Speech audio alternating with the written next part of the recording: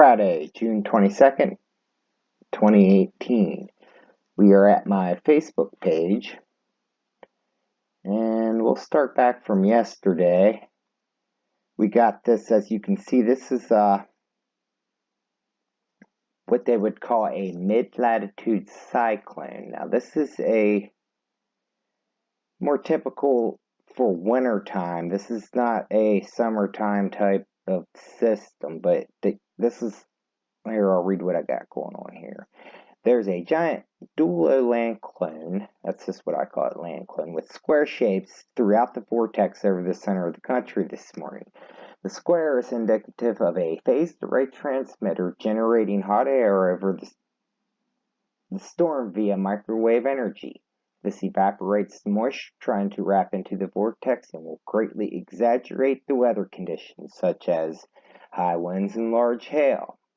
Now, what I mean by the square shapes, you'll see here, you see the square, you can see these nice smooth edges and the angles, right? You'll see this angles. Now these angles are where they turn the power on and off. Okay, they have the power on, turn it off, turn it back on. That's why you get the straight lines and then the angles, because it's where they turn the power on and off. And then on this post here, somebody shared this picture here with me. And what you see here is ship tracks. Okay. This is weathermodificationhistory.com, an infographic made by Jim Lee. I love this graphic. And it has 10 technologies to control the weather. And you got the last 3 here, and they're in red because they're supposedly accidental, but they've all acknowledged, they've acknowledged that ship tracks are modifying the weather. The Smithsonian has acknowledged that contrail pollution is modifying the weather, and they've acknowledged that cooling towers are modifying the weather.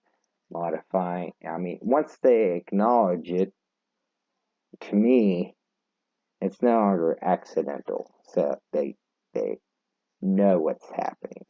They call it climate change or global warming. But we'll move on to today's post from me. Here's from more ship tracks. Here, we'll look at that animation real quick so you can get a look here. And miss this cloud cover any given time, as I put here in this. If you're unaware, ship tracks blanket mist of the northern Pacific and Atlantic Ocean on any given day. And they do. And miss this cloud cover you see is from ships. Okay, and then wonder why there's a drought in California when they're polluting the hell out of it off the coast with, planes, ships, whatever. And then we'll move on to today's post. Southern Texas is absolutely getting hammered, but they let up finally this morning. And what I got here today, high is 68. I don't even think it got up to 68 degrees on the second day of summer. And I put this as a system that you would see in the winter, not the summer. Global warming, just a little joke there, don't you know? But anyways, today they are driving high pressure right up the East Coast to keep what's developing off the East Coast separated from the system over the Midwest. Okay, so they're driving up this high pressure right here, right over top of me actually, in Western Maryland, West Virginia, and you can see what they'll start peeling away.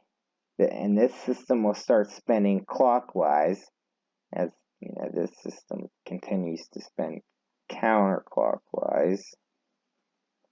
And then here at the end, there's a bunch of interference spikes on the next rad. You've seen that one jolt right over Western Maryland there where I'm at. See if it shows up on this map.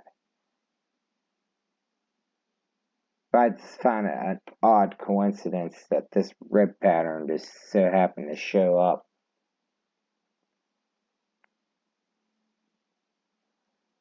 Right where, yeah, right here, it's a good picture of it. Right where they're driving up the high pressure, so to speak.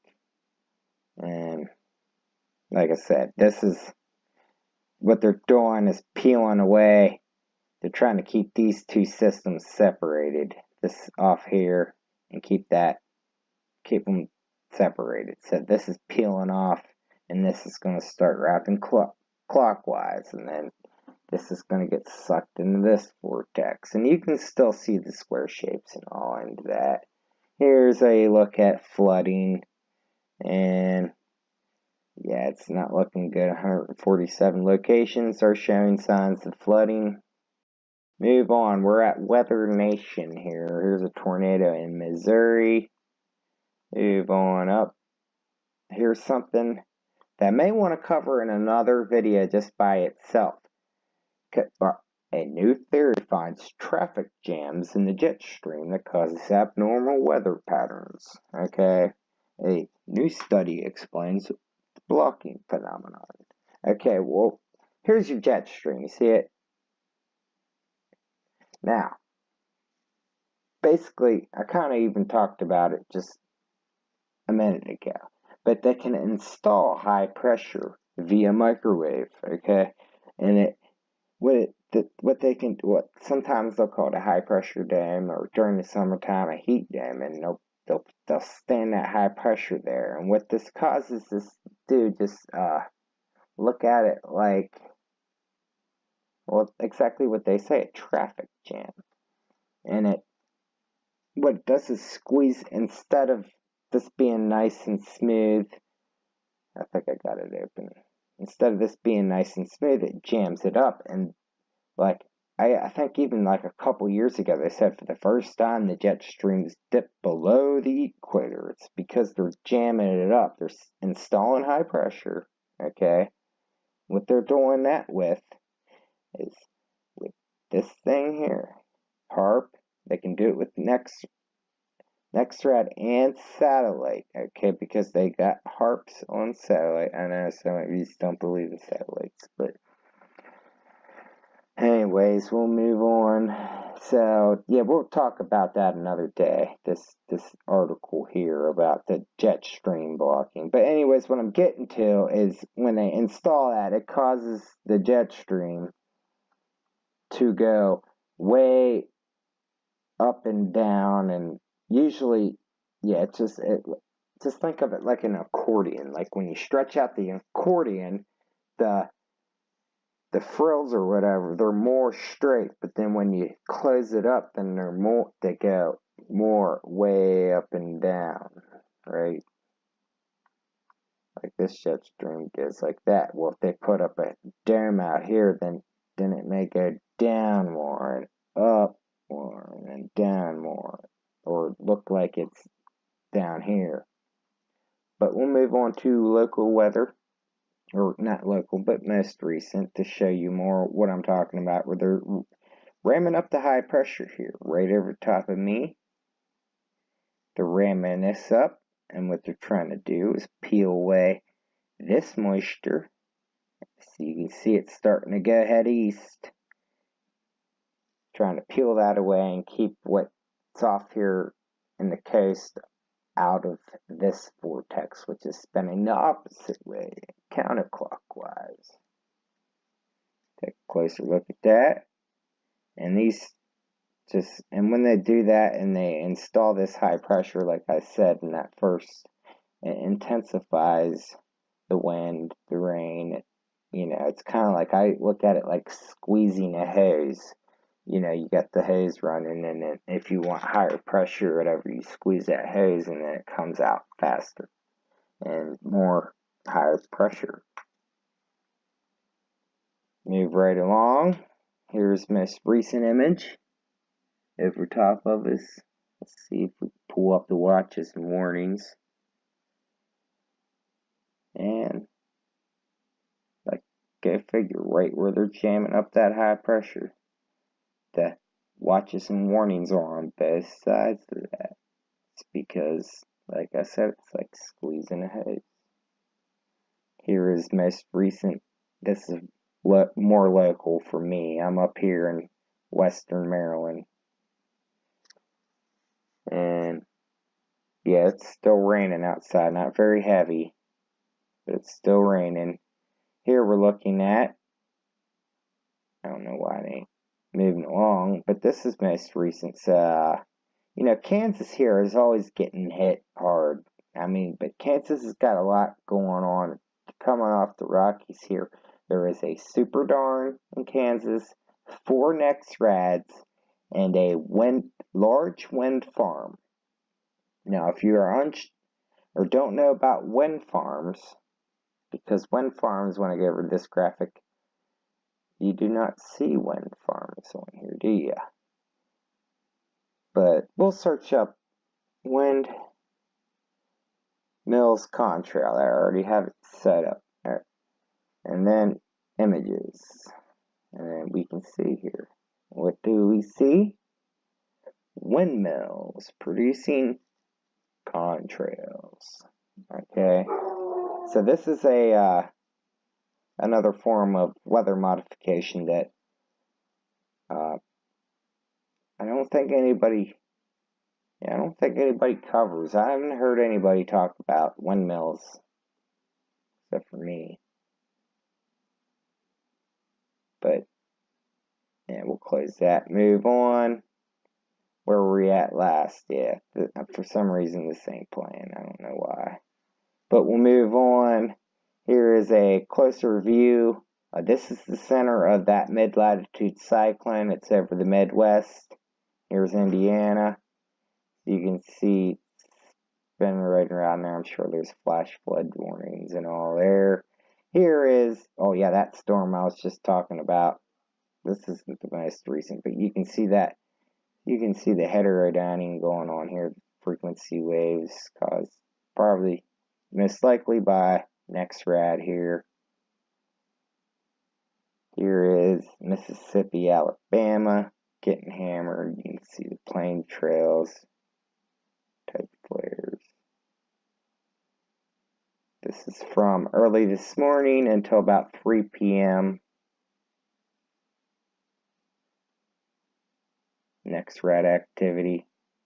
You can see all that dots and interference here. Now there's devices here at Wallops Air Force Base and up here at what's it, MIT, the Haystack Observatory, I believe. Here's most recent images. And here's a good geocolor image of today. And as you can see, all this pollution down here, how it's a different color than the line. To me, there is no natural anything anymore in the sky. It's all molested. It's all molested by ships. It's all molested by this right here. And if you haven't visited this site here at weathermodificationhistory.com, come to this site and you can get all the information you need to put this all together. And, you know, there's a lot of, you know, there's plasma clouds. I mean, it takes a while to read all this and to catch up, and, you know, bells start ringing. You kind of got to connect dots for yourself. But once you do, it starts all coming together and making sense. And you can see the bigger picture.